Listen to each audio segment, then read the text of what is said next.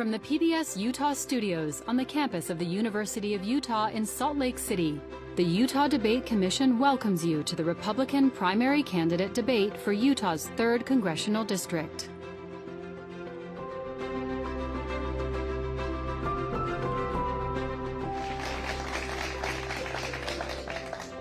Welcome. I'm Thomas Wright, moderator for this exchange, and on behalf of the Utah Debate Commission, thank you for joining us. Today, we'll hear from the 2 candidates running for the Utah Republican Party's nomination for Utah's 3rd Congressional District. These candidates both qualified for the primary ballot through the support of delegates at the state nominating convention.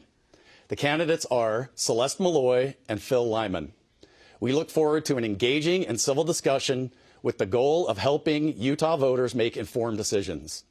Candidates will each receive 1 minute to answer questions, with up to 30 seconds for rebuttals if needed at my discretion.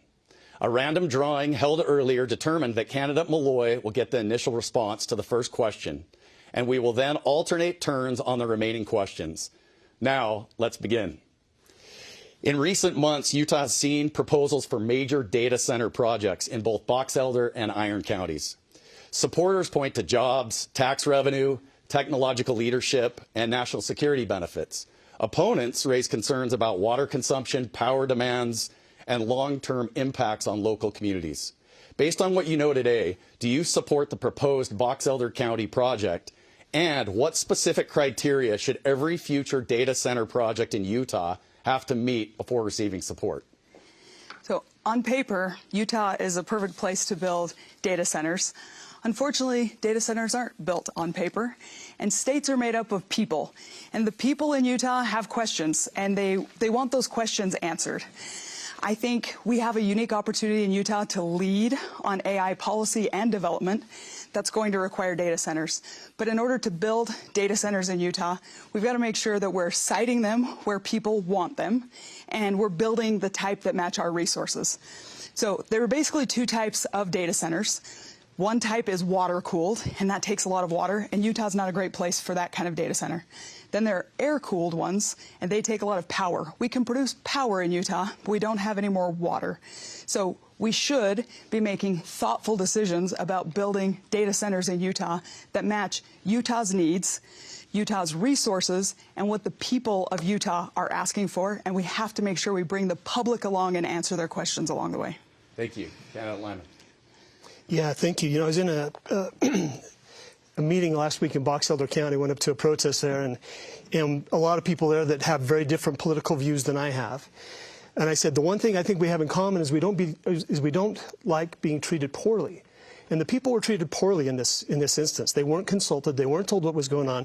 We get the message coming down. We did this in 5 months. This is going to be great for you. Don't ask any questions. And when the leaders who should be most compassionate to the needs of the people were asked the questions, the response was a reprimand, a put down, a condescension towards those people. And that type of government is what creates more of the questions than were maybe there in the first place. As far as whether I agree with the data center, I don't agree with the process. I don't agree that Utah is the best place for data centers. They are water intensive, and they are a drain on resources, and those things can all be measured if we have transparency on the front end of it. If we don't have transparency, then it's a no-go for me. So just a quick follow-up, 15-second follow-up. Based on what you know today, do you support the Box Elder County data center? Candidate Malloy and then candidate Lyman. I support building data centers in Utah when the people of Utah support them, and right now I don't know that we have that in Box Elder County. So if the people who want to build the data center can answer the questions and bring the public along, then yes. Candidate Lyman. First of all, I'm a fan of Kevin O'Leary. I'm a fan of data. I'm a fan of computers. I'm a fan of technology. I believe in that. But as far as the one in Box Elder County, until they're transparent about it, I'm opposed to it. So proponents of data centers, I'm going to ask a follow-up question. Candidate Lyman, will go first to you. Proponents of data centers say that we need to compete with China. And then there's those that think that there's a surveillance state and it's not in the best interests of our citizens. Which side of that equation do you fall on? There's something about the way this data center was rolled out that gives me the feeling it is about surveillance. And that's a disconcerting feeling. I mean, it's next to the military base. There's a lot of issues, the way it's been pushed through so quickly, kind of behind closed doors, and then the attitude afterwards. I believe that this is about surveillance more than it is about data. Utah's been leading the nation on AI policy in a lot of ways, and I want to see Utah continue to lead the nation and the United States continue to lead the world when it comes to AI. And if we want to do that, we have to be able to store data here. If we're storing our data overseas, then we don't really have control over it. So I want to see us get to a place where the people of Utah welcome data centers. Great. We'll get to AI later, but let's shift to water policy. Candidate Lyman, you'll go first. Southern Utah continues to be one of the fastest growing regions in the country. Washington County in particular has built a strong economy and attracted thousands of new residents. But much of that growth depends on water supplies and the constraint on them, especially with the long-term pressure from droughts, population growth, and competing demands throughout the Colorado River system. So the question is, what's one specific action Congress can take during the next 2 to 4 years to improve long-term water security for Southern Utah? Well, it's interesting. If you take the upper Colorado River Basin and you overlay it over Utah, it matches almost identical to CD3. And that's where our issues are, whether we're talking about the lake levels at Flaming Gorge, the lake levels at Lake Powell, the water that's running in the Colorado River, the Colorado River Compact that's being renegotiated right now. Utah has been behind the curve on that. Colorado's way out in front of us with their attorneys and with their policies to try to take the water that is coming through the Colorado River. And we've made guarantees to provide wet water to these communities when we don't have it. We don't produce water. The Colorado River is a river, and when it's low, we can't produce water. But what we can do is develop more infrastructure to fill that river, to create more canals and more reservoirs, more pipelines to the people that depend on them. I'm a big supporter of infrastructure for especially the southern half of Utah, and we're way behind on developing that. And it's time in Congress that we fund some of those projects. Candidate Malloy. Yeah, I agree that what we need is the federal government to support the state and the state's goals when it comes to water. It's also important that the federal government doesn't step on the state's toes. Water law is state law for the most part, and when it comes to something like the Colorado River that's interstate, there is a federal role to play. But the state of Utah we're unique. We do things differently here, and we have, our state song says people working together. We actually do that. So right now we have the federal government, the state, the local water conservancy district, the counties, everybody working together to try to make sure that we have water stability for the next, 20, 30. I would like to see Congress helping the states make plans for water stability for the next 100 years. And I think that's going to require infrastructure and some thinking outside of the box and looking at large solutions that we just haven't considered yet. Thank you. I'm going to ask a follow-up, though, because the question was, what's one specific action item Congress can take in the next 2 to 4 years to improve long-term water security? So as a follow-up, 15 seconds, Candidate Lyman, you first. What's one specific thing Congress can do? Well, I will say what I see happening is a leveraging of the water resources by large developers to control what happens in Utah. If you control the water, you control everything in this state. What's the one thing that Congress could do? They could let us manage our forests better. They could let us manage our water resources ourselves. The state legislature has jurisdiction over those things. Candidate Malloy. Well, I'm going to give you two things, even though you only asked for one. One specific thing Congress can do is write a century water stability plan for the West that includes infrastructure. And the other thing that we'll hopefully be doing very soon is ratifying the agreement that the Colorado River Basin states are negotiating. All right, let's shift to public lands, a big issue in Utah, and especially in Utah's 3rd Congressional District. As you know, Utah's 3rd Congressional District contains some of the most federally controlled land in the country. In Grand County, for example, approximately 95% of the land is owned and managed by the federal government. Similar challenges exist throughout San Juan, Garfield, Kane, Emery, and Carbon counties. So the question is, who should have the greatest influence over the management of public lands in Utah? Local communities, the state of Utah, or the federal government? Please choose one and then explain why, and tell us under what authority you would transfer it to that level of government. Candidate Malloy. Oh, sorry. Well, I think local communities should have the greatest input, and that doesn't necessarily mean that the authority has to be transferred. It's already there. This is public land. The public should have input. That's one of the reasons that I have introduced a Congressional Review Act on the Resource Management Plan for the Grand Staircase Escalante National Monument, because local voices were not considered the way they should have been when the plan was written, and so I want them to go back to the previous plan that had more input from the locals. Sometimes when we talk about public public lands, we forget that a lot of the authorities are already there to manage these lands in a way that is beneficial to the people who live closest to them. But what we have had in past administrations is an unwillingness to accept that input, to listen to the locals, to manage accordingly. Right now, we have an administration that is willing to listen, is willing to try things that haven't been tried before, and I'm working closely with my partners in the Senate and in the administration to make sure that we're addressing that. Candidate Lyman. So when I got in the legislature, one of the legislators approached me and said, "Are you going to be with us on transfer of public lands?" And I said, "Oh, that already happened. That was 1896 when Utah became a state. Prior to that, we were a territory, and we were governed as a territory and managed as a territory by the people in Washington, D.C. That jurisdiction that we had, when you look at the map and you can see Utah on the map, this funny shape, on the map, that's Utah. That means we have a geopolitical, geographic territory over which we have jurisdiction. The legislature has to step forward and exercise the jurisdiction that they've been given. When we talk about how could we possibly manage all the public land, all the federal land in Utah, well, we have these nifty little things called counties. And that's exactly what they were designed to do, was to manage those resources. And if you put people in the counties in charge of those lands and those resources, who knows better what's going on there than the people that are living in those places day to day? We've got to protect their interests. Just a quick follow-up, 30 seconds on this. I'll go to candidate Malloy first. Can you give us a specific example of land you would support transferring or land you would not support transferring? Yeah, I would support transferring land that's orphan parcels is what we call them. They're inside of cities or they're surrounded by private land, and the land management agencies have a hard time managing them anyway. Also, land that's adjacent to cities. I had a proposal last year to transfer some land that local governments need for infrastructure. The thing that always comes up if we talk about transfer is the national parks, and I would oppose transferring the national parks. I think everybody opposes that, but we can do a better job of managing them for the locals. Candidate Lyman.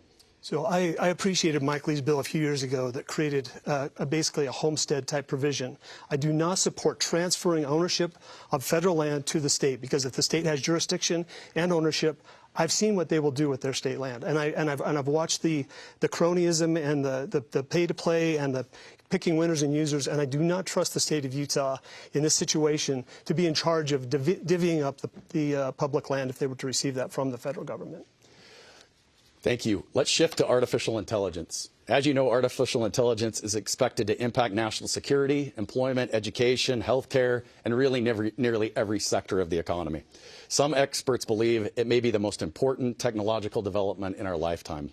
What role should Congress play in the development of artificial intelligence? And specifically, should Congress primarily be facilitating innovation, regulating risk, or maybe some combination of both? Candidate Lyman, 1 minute. Well, I appreciate the question. And first of all, I believe in artificial intelligence. I believe in AI. I've seen it at work. I think it is going to have a very important role to play in our future. I don't fear it, but it is powerful. So similar to nuclear energy, it could be used to destroy things. It could be used to really make positive changes for our society. The fear that I have with this is from the federal government is that they will try to regulate it to where people are not able to transact business, to have commerce on an open and free basis. And we see that when we talk about digital currencies and Bitcoin and blockchain technologies. Those things, Congress has to stay out of the way. Those things belong to the people. And I think this is going to be, as we move forward, I believe that AI has the potential to make our society much better. I think it has the potential to make government much more transparent, give us greater access to the actual facts that are going on inside of the government, and to be able to give people the tools and the power to really monitor the government itself. Candidate Malloy. I've been impressed to see Utah stepping up to meet this moment. AI is happening. It's changing the way we do business. I talked to a small business owner just this weekend who's excited about having the ability to use AI in his business so that he doesn't have to hire people to do some of the menial tasks, and he can hire people who are specialized and let AI do some of the busy work and make his small business leaner and more efficient. And Utah's been leading the way on AI regulation as well. The model in Utah is that we shouldn't regulate the development of AI. We need to be making sure we're keeping up on that. But maybe we should regulate the deployment to make sure that AI isn't violating American civil liberties, it isn't harming children, make sure that the way AI is being deployed doesn't harm people. And I think the federal government should learn from that example and not interfere with the state's ability to be innovative and be pioneering on this. So I'm going to ask a quick follow-up. 30 seconds first to you, candidate Lyman. What concerns you more, America moving too slowly and losing ground to China, or America moving too quickly without sufficient safeguards? You know, in a free market, the market dictates what people will do. And in a country that is based on consent, people are able to produce and to innovate the way that they should. Now, if government gets involved, I fear that we have people in our own government who put China before America, who put those policies first. So this is a perfect time when government needs to, you know, practice laissez-faire, let the market do what it will do, and let our innovators innovate in the United States. So to you, America moving too slowly and losing ground to China is what you're most concerned about? I believe that government does a better job of restricting growth and advance than in promoting it. In America, we need to just stay out of the way and let this innovation take its course. Thank you. Candidate Malloy, same question. Yeah, I fear moving too slowly more than I fear moving too quickly. We can figure this out as we go. We've always done that. When trains came around, they were a new technology. We figured out how to do it. When cars came around, we didn't have a lot of roads. We figured out how to build them. But what we need to do right now is make sure we're innovating and we're not falling behind our neighbors who don't have our best interest at heart, and making Americans vulnerable to technologies that are being deployed elsewhere in the world. All right, well, let's shift gears and let's go to foreign policy. Many voters supported President Trump because they believed he would pursue an American first policy agenda and avoid unnecessary foreign conflicts. Yet there's events overseas that continue to affect us: energy prices, inflation, and the cost of living for families in Utah's 3rd Congressional District. Where do you draw the line between strategic restraint and military intervention? Candidate Malloy. So I ascribe to Ronald Reagan's vision of peace through strength, and I support President Trump's opposition to unnecessary intervention around the world. There are some places that it is necessary. In the past, we've had administrations that didn't show strength in certain parts of the country and emboldened some of our enemies, and this administration was willing to take bold action and address some of those problems. Iran's been the world's largest sponsor of terrorism since before I was born, and I'm getting wrinkles and my hair's starting to go gray. That's a long time. We stepped forward, we met the moment, but through the entire process, the administration's been focused on getting us to peace. There are peace talks happening right now. We had clearly defined goals. I was just in Korea last week commemorating the Utah National Guard's role in the Korean War, and they have a big sign that says freedom isn't free, and it's true, it's never been free. We always have to pay a price for peace, but the end goal is peace. Candidate Lyman. Well, we talk about policy on one hand, and then we got to talk about people on the other hand. I trust President Trump. I trust the direction that he wants to take. I trust the power in his hands, that I would not trust that same power in the hands of a Gavin Newsom or a Kamala Harris. So the people in charge make a huge difference, and I do trust President Trump. When we're talking about global economic interests, it is really the commerce world, global commerce, that has driven more of the peace talks and more of the motivation for countries to come together. And we see this right now over in the Strait of Hormuz and in the Middle East. The economics of this are playing such a huge factor. Iran is behind the times, and they are a threat, and they're chanting death to America and threatening to wipe Israel off the face of the earth. We have to protect ourselves against those types of threats. But at the end of the day, it's commerce and the ability for people to transact globally that is going to resolve more problems than going to war and shooting. So just to be really clear, yes or no answer, we'll go to you first, candidate Malloy. Do you support President Trump's actions regarding Iran and support the conflict as it stands right now? Yes. Candidate Lyman. I do, but there is a constitutional question about the War Powers Act and the justification that needs to come. I think Congress needs to either authorize additional hostilities in that area or they need to weigh in on it. Anything else, can't remain silent on that? I agree that Congress needs to take action. All right, let's shift gears, not really from foreign policy, but to the state of Israel.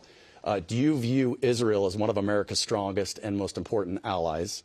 And if so, please identify one specific thing the United States has done for Israel and one specific thing Israel has done for the United States that justifies that relationship? Candidate Malloy. I do support the alliance between Israel and the United States. When I talk about peace through strength, that we're talking about military strength. And Israel has been a strategic ally in the Middle East where we've needed to show strength.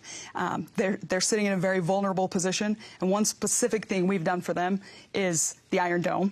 And one specific thing they've done for us is eliminating the Ayatollah. So when I talk about the world's #1 sponsor of terrorism since before I was born, it was driven by an individual, and Israel had the intelligence to know how to take that individual out, and they worked with us, took action, and eliminated a threat that we have talked about drawing red lines in the sand for, and we haven't always shown the strength we should have shown, and having a strategic ally allows us to have the military strength and the respect around the world that we have to have peace. Candidate Lyman. Yeah, so in the Middle East, you've got Israel there with a population of about 9 million people, surrounded by about 200 million potentially hostile forces, and they do feel that is an existential threat. So what has America done for Israel? We've given our military strength. We've stood behind them with our military strength. And that's an important thing, and it's important to the United States. We have to have an ally in the Middle East because it is such a crucial part of the global economy, and the oil that moves to that area, just the people that live there. What have we done for Israel besides the military? The strikes on Iran, I think, were a direct response to the threats that Israel were facing. And what has Israel done for us? They're an ally. They are a presence in the Middle East that is vital to the United States' interests there, and they've been a friend to the United States. Okay, this next question on the economy will go to you, Candidate Lyman. The 2024 election cycle centered heavily on affordability and cost of living. While unemployment remains relatively low, many families are still feeling the pinch. I just read recently Walmart reported that the average fuel purchase at its gas stations fell below 10 gallons per purchase for the first time in several years, which made me think it's a sign of growing financial stress amongst your consumers and constituents. What is the clearest sign that the economy is not working as well as it should be for families in Utah's 3rd Congressional District? And what is the first federal policy you would change to address it? Well, it's interesting to me that certain government officials will come out and talk about all the good things that they're doing for America. We're giving you the biggest tax cuts in history. We're giving you all this money while we see the cost of everything going up. Inflation is a very real thing. We've got a national debt that's pushing $40 trillion right now. The only way that they're going to address that is by printing more money, quantitative easing. That's a huge tax on everybody, and we see that tax in our mortgages. You've got a fixed rate mortgage, but your mortgage payment goes up because your insurance has gone up and your property taxes are going up. People feel it. They feel it in the fees that they pay. Services that used to be free at the utah.gov are now $35 a year, and then a payment for each additional thing. And that's the same thing at the federal government. The attempt to pacify people and to convince them that they're doing better is astonishing to me when families are truly struggling. And I see it in my own CPA firm. I see families who are truly struggling to pay even their basic necessities. Candidate Malloy.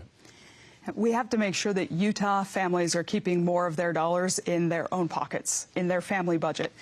So we have eliminated some of the direct costs of government by making the tax cuts permanent, doubling the child tax credit. There's no state that benefits from that as much as Utah does.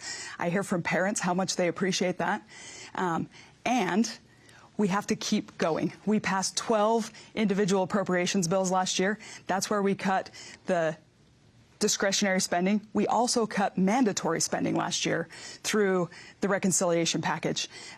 Through the rescissions, we pulled back money that had already been appropriated that hadn't been spent. And at the same time, we're working on eliminating some of these hidden costs to families where government regulation makes things cost more, and that makes your dollars not go as far. We're working on both at the same time, and we have to keep going. We didn't get here overnight.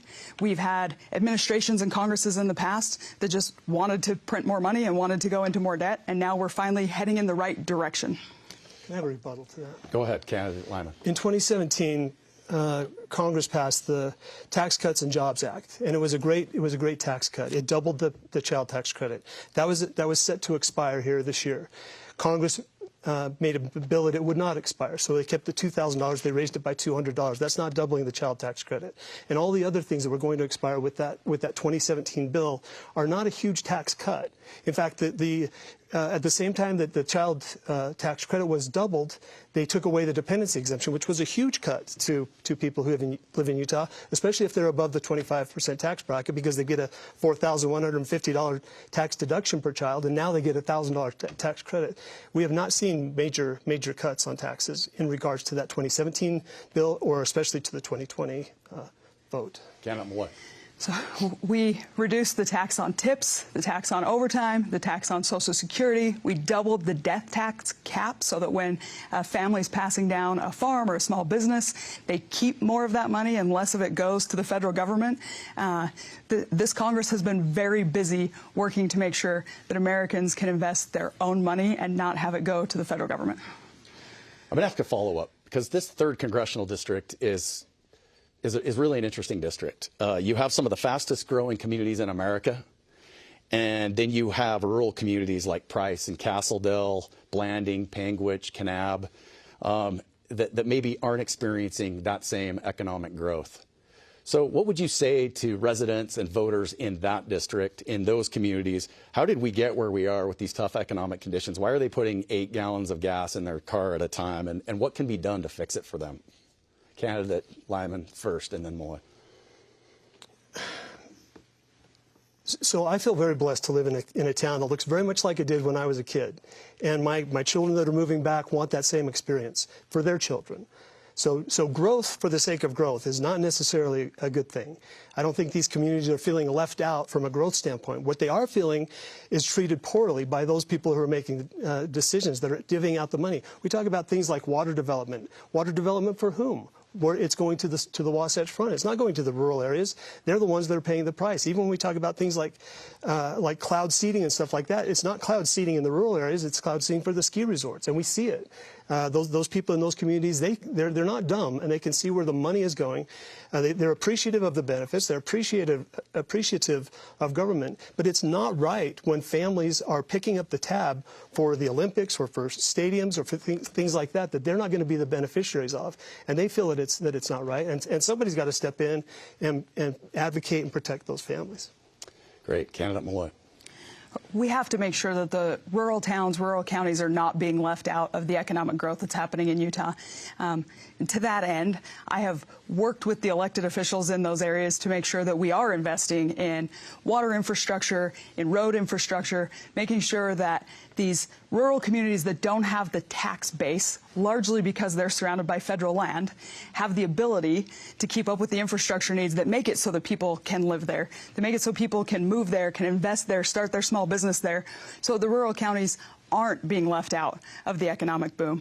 I grew up in a small town. We love to say that the biggest export from our rural areas is our kids. And I want to make sure that the kids who want to stay in rural areas can stay, that they have the ability to build a house, start a business, start a family, and make sure that those rural communities keep thriving and that they keep being the charming places that we love, where people want to settle down, where they want to raise their kids. Thank you for those answers. Let's shift gears and go to housing. We have some students here from Utah Valley University, 2 bright Utah students, one of which has a question related to housing. It's better than my question, so I'll save mine for the follow-up. But student question comes from Alexa Herrera. Alexa. Thank you, Tom. Candidates, my question to you is obviously this topic of housing. I want to hone in on students in your district who are being priced out of their housing near their schools. What specific federal regulations or policies are making that worse?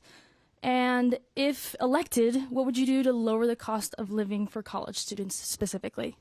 Candidate Malloy. Well, I'll tell you one thing that I've done just recently. We just passed out of the House the 21st Century Road to Housing Act, and it's designed to address some of the inputs to housing that make them more expensive on the back end.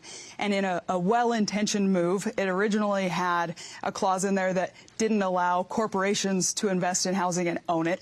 And then somebody realized that that would harm renters. There are a lot of corporations that build housing specifically for renters, and if they had to divest that housing, it would harm college students and people who are just starting out in their professional careers. So we adjusted it and passed it again to make sure that people who want to invest in temporary housing for college students or for young couples who are starting out or for small families are not knocked out of the market, that they can help supply that need, and that we didn't have an unintended consequence while we're addressing the real issues that prevent people from being able to build housing. Candidate Lyman. Yeah, well, thank you, Alexa, for the question. And what I see happening is huge incentives for high-density housing, government subsidies for low-income housing. And who gets left out of that? It's the single families, it's the students, it's those people that are just trying to pay rent. At the same time, you've got a massive push by business people to buy up all the houses and turn them into vacation rentals. I see that in these small communities, and the college students are suffering from that. I've said before many times, bad policy hurts people, and you can trace most of the housing crisis, you can trace back to bad policy, whether it's immigration and having an overabundance of illegal immigrants who are buying up the houses, or corporations who have incentives to build only high-density homes, or if you've got corporations that are coming in and buying up the houses with the blessing and the lifting of the regulations by the state themselves, because they're spending so much money. So we're picking winners and losers in the housing market, and unfortunately the students tend to be at the bottom of that scale.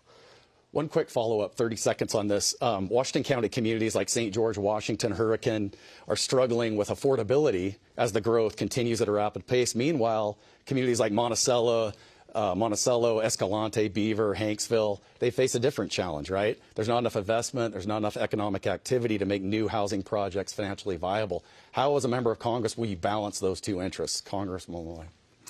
So I'm going to refer to my earlier answer. We have to make sure that the rural counties don't miss out on the economic benefits.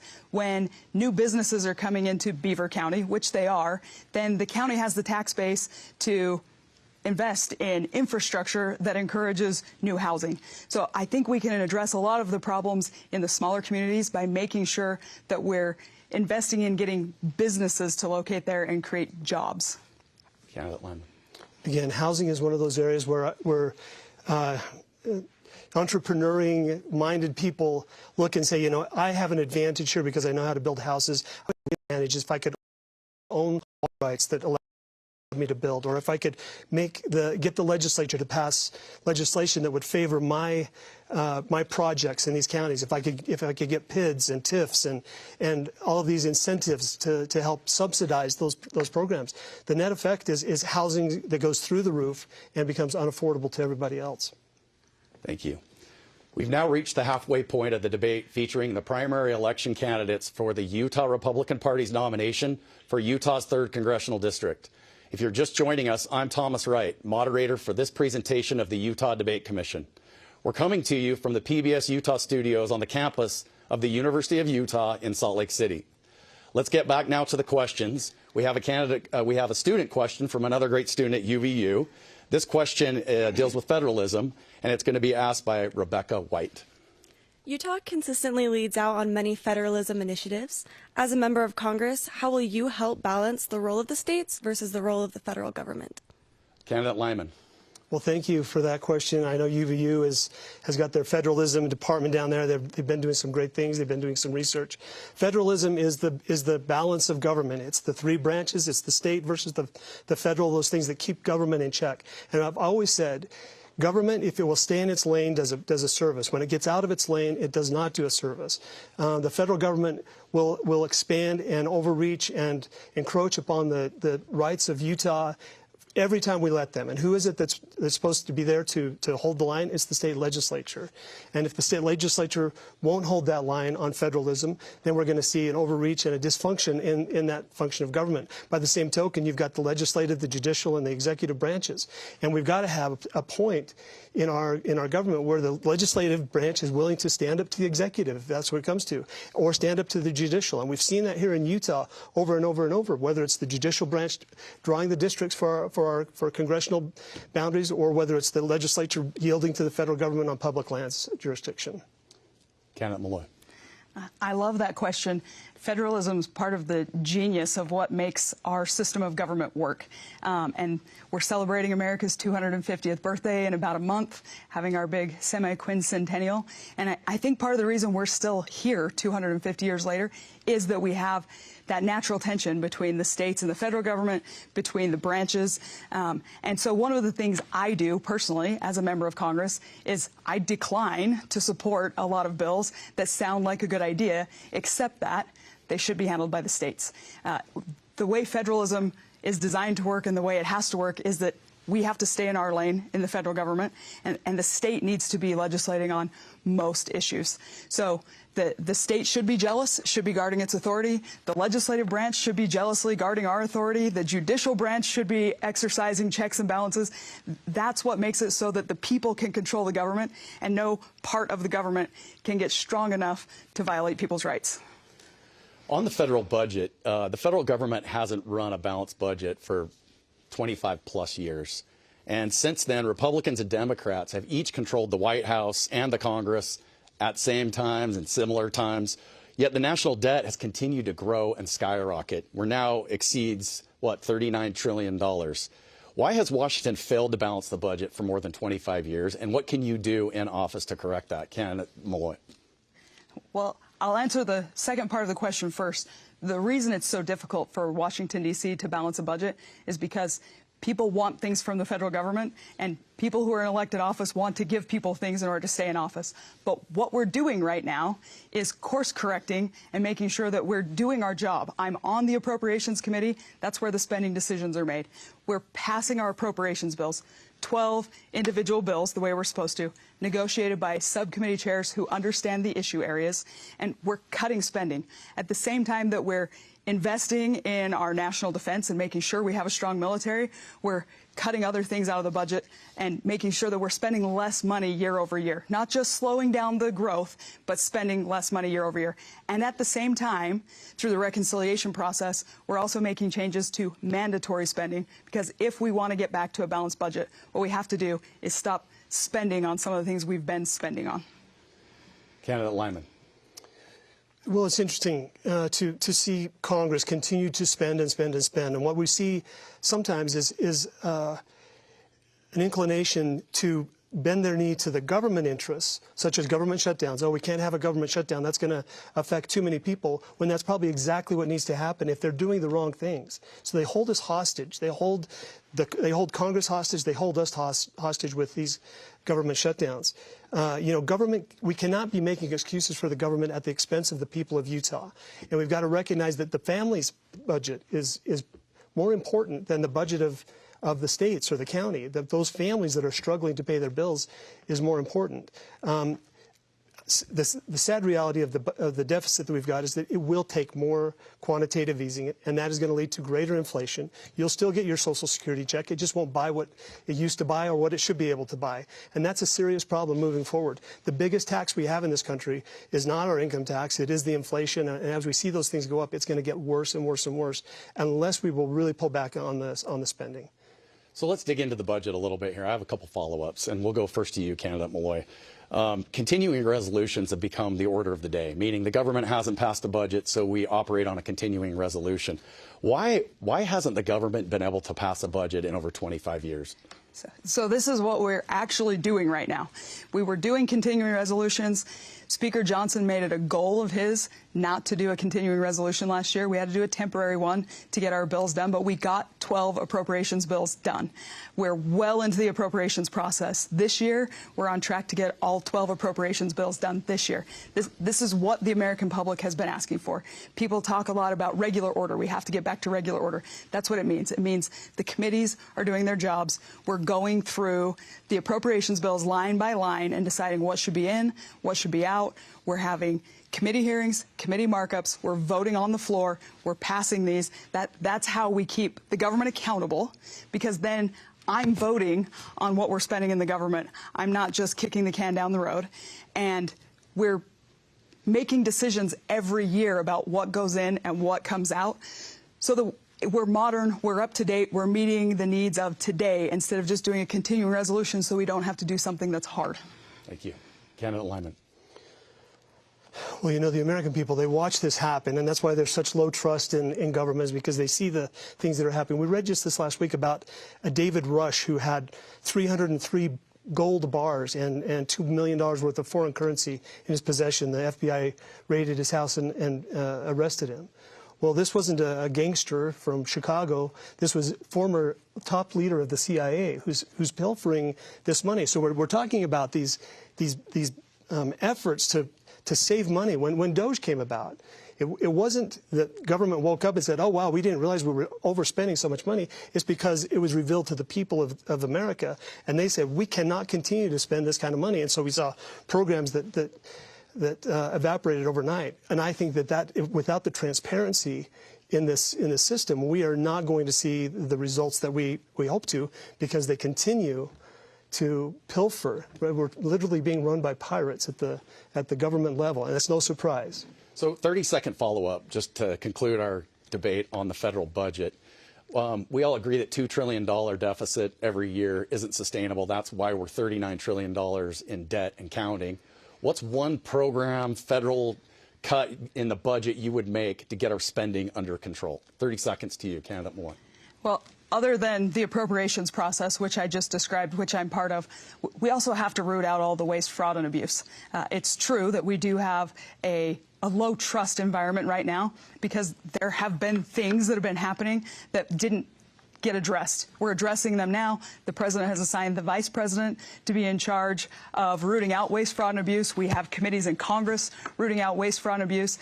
That's a drag on the whole system, and it's one of those hidden costs we talked about earlier, and it is the easiest, least controversial way to cut the budget.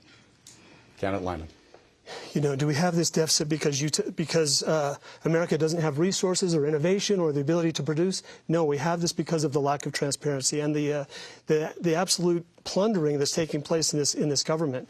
I'm a CPA. We audit things. We go in and we look at things. If we wanted to audit the Pentagon, and I think they did that and came up by missing $1 trillion. So what programs would I cut?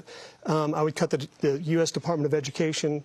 I know we're in the process of doing that, and across the board with all the entitlement programs, what you find is those people that benefit from the entitlement programs are not the ones who are targeted as the ones that should be benefiting. Thank you. Let's talk about Social Security. For years, Americans have been warned that Social Security faces long-term financial challenges. Yet Congress has repeatedly postponed major reforms, and many younger workers question whether the system will be there for them when they retire. Do you believe Social Security can be preserved without reducing benefits, increasing taxes, or raising their retirement age? Why or why not? Candidate Lyman. Well, as I said before, I mean, you've got people who live in their homes, have lived in their homes for 70 years, who are now being taxed out of their homes. The value of that house has gone from the $8,000 that they paid for it to over $1 million. I know some families up in Midway that this is exactly the case, and this is inflation. You know, we went off the gold standard back in 1971. We've seen this massive inflation. This is, again, this is policy that is hurting people. It's destroying the lives of people. So do I think that the Social Security checks will stop? No, I think that they will continue to go to those people, but they won't buy what they were intended to buy or what they used to be able to buy. They're not holding up their end of the bargain. And it has been a pyramid scheme where the ones at the bottom are paying more in to support the ones at the top. The government, in true form, has been plundering and pilfering the Social Security fund as they are inclined to do. And who is protecting? Who is standing in the way of that? Because Congress certainly has not been standing in the way of that. Candidate Malloy. I'm one of those younger people who doesn't expect Social Security to be solvent by the time I'm eligible. And I think we have to do two things with Social Security. We have to keep the promise we made to people who are dependent on Social Security or about to retire. And we have to put all options on the table long term to see what we can do to keep it solvent for future generations, for people who are just entering the workforce, people like me who are mid-career, so that we can plan ahead and make sure that we have a retirement plan that will actually work for us and not keep pretending that Social Security is going to be okay. And I saw just recently that this is the first time in history that people who are of retirement age agree with that, and people on both sides of the aisle agree with that. I think 20 years ago, if you heard that Social Security might not be solvent in 30 years, you could feel like that wasn't going to be your problem, maybe. And that's not the case anymore. So I think we have the political will to actually look at innovative solutions finally. So I want to ask a follow-up question. I'll come to you first, Candidate Lyman. If changes are necessary, how do you prioritize the following things? You're welcome to add to them. And which one would you attack first to create a more solvent system? Would you go for raising the retirement age, adjusting benefits for higher income retirees, increasing payroll taxes, or any other combination? What would you do to solve this problem? Well, again, the problem with the Social Security is that it has been plundered. The savings of the people that put into Social Security has been used for other purposes. It's been taken and used for other purposes. And what are those other purposes? And we're starting to see what some of those are. Through the Doge effort, we saw what a lot of those purposes are. It's wrong. It's wrong what we've done to the Social Security. So what do we do to address that issue? Again, I believe that there's going to be an aggressive continued pattern of quantitative easing, and it's going to continue to push inflation up for all of us. In the meantime, there's alternatives to this, which are the hard assets. People that saw this long ago are buying real estate, buying gold, buying silver. What I don't want to see happen is that the federal government come in and regulate those abilities, the ability to create transactions or to perform transactions based on with those hard assets. When we get into the digital currency, that's a way for people to divorce themselves from a collapsing dollar that we're watching happen right now. And that's something that we've got to allow on a global scale. We've got to allow our citizens to participate in those transactions. Candidate Malloy. Yeah, I already said that I think we should put all options on the table for addressing Social Security. If I had to choose one first, I'd probably go with adjusting the retirement age, but I think it needs to be paired with other adjustments, and it needs to be graduated so that people who are close to retirement can make their plans, and people who have a lot of working years left, like I do, can also plan for what their retirement will look like. But the one thing I'm sure of is we have to make sure that Americans have a system we can count on. What we can't do is continue to go down this road where people are paying into a system that we know won't remain solvent and they won't be able to draw out of it. And so all options are on the table. It's time to get creative. It's time to think big. And it's time to make sure that we keep the promise to people who are retired or eligible for retirement, but we extend that promise to people who are younger than that. Thank you. Let's shift gears, go to immigration. Immigration remains one of the most debated issues in our country. Most Americans agree that the border should be secure, but there is far less agreement on what should happen after that. What should be the top immigration priority for Congress over the next 4 years? Securing the border, increasing deportations, reforming legal immigration processes, addressing workforce shortages, or something else? Please tell us about your immigration stance and why. Candidate Malloy. Well, luckily, the #1 issue a year ago was border security, and we've done a great job of that. The Trump administration was willing to go enforce the laws that were already on the books, and we're doing much better at the border. And now we have to decide what to do with our immigration system. We've always been a country that welcomes people who want to come here, be Americans, contribute. But what we've had for the last 5 years, for the 4 years before this administration came back, were people crossing the border illegally and not becoming part of our culture, not contributing to our tax rolls, and the quickest way to go bankrupt is to have a welfare state and have people coming in who are not part of contributing. So we've got the border under control. Now we need to do two things at the same time, and we can do two things at the same time.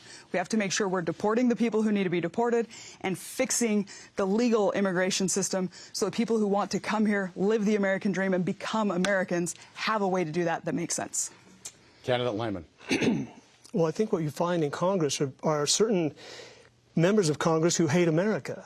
And they're pushing for the same policies that are destroying this country. And immigration is one of those. I think Congress needs to wake up and recognize that China has an agenda when it comes to immigration. Cuba had an agenda back with Jimmy Carter to send their worst, their most vile, their drug dealers, their human trafficking people to destabilize and undermine this country.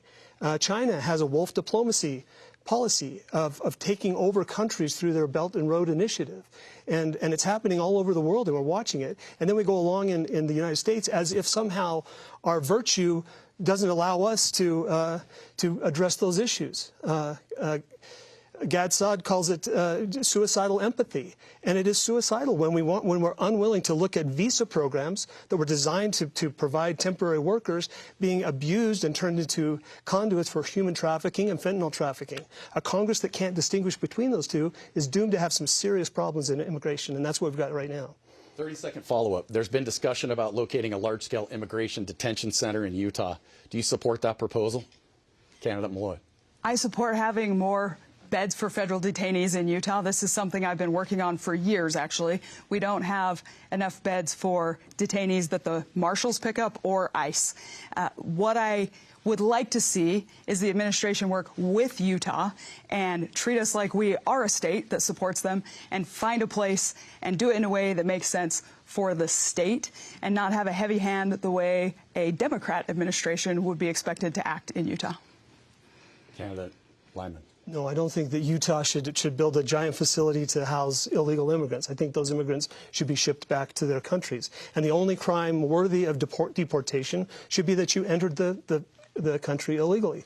Now, when we want to implement that, it might be that we go after criminals, you know, that are known first, but anybody that's in this country illegally should be deported. And no, I do not support building a facility out there. Utah has kind of a prison mentality already, and I'm afraid that if we build a big facility like that, the emphasis would be more to keep it full than to get it emptied. Let's go rapid fire. You guys want to do some rapid fire questions? Sure. We'll start with you, Candidate Lyman. We'll go 15 seconds each. Okay. I got some good rapid fire for you. Before right. the broadcast, I asked you what your favorite Tom Petty song was, so I already know that about you guys. But let's start with this one. Do you support term limits for members of Congress? Yes, I do. Candidate Malloy.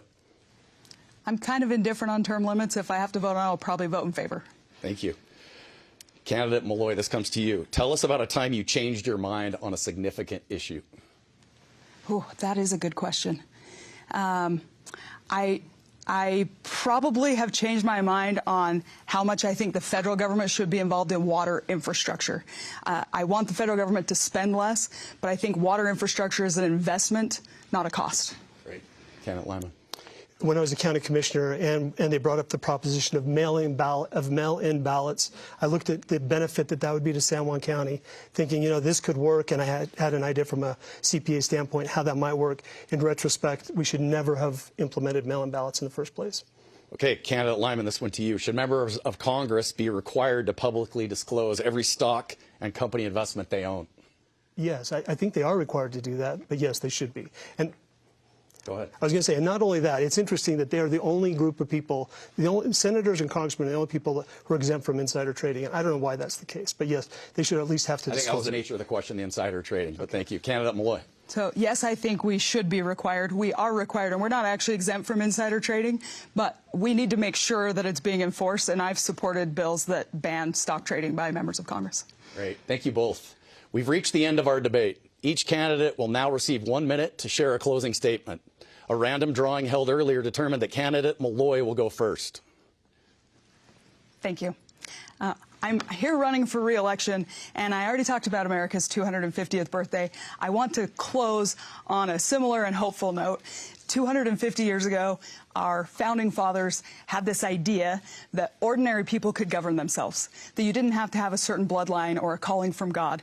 And I'm standing here, an ordinary person. I'm a middle child from a middle-class family who grew up in the middle of nowhere, and I've managed to get involved in policy and then politics, and now I have the profound honor of representing my fellow Utahns on the national stage. I get to go vote on behalf of the people in the current 2nd District. I'm running to represent the people in the new 3rd District because representation matters, and I want to make sure that everybody in this state has a voice on the federal stage that reflects who they are, and I'm so grateful to be here, and I would love to have your vote and represent you again.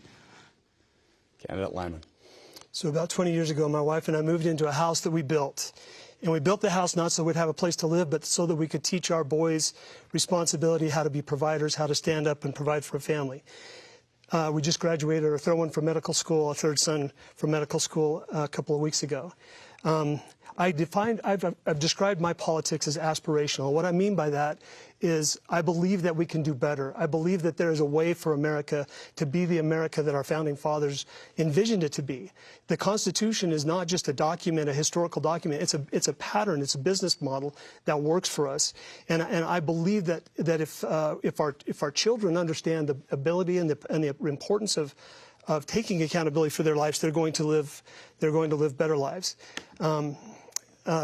For me, getting involved in politics has never been in the abstract. Everything that I do is dealing directly with issues that I've faced, whether it's the public lands issues, the weaponization of the IRS or the Bureau of Land Management. All of those things have been firsthand experiences for me. Thank you to the candidates for participating. And thank you, our audience, for engaging us online or through TV and radio. Election Day is Tuesday, June 23rd, and ballots begin arriving in mailboxes on June 2nd. Contact your county clerk if you have any questions about making your vote count this election cycle. We appreciate PBS Utah and the University of Utah for hosting us, and also want to acknowledge the members of the Utah Debate Commission Advisory Board, representing media organizations and colleges and universities throughout our state. My name is Thomas Wright. Thank you again for joining us.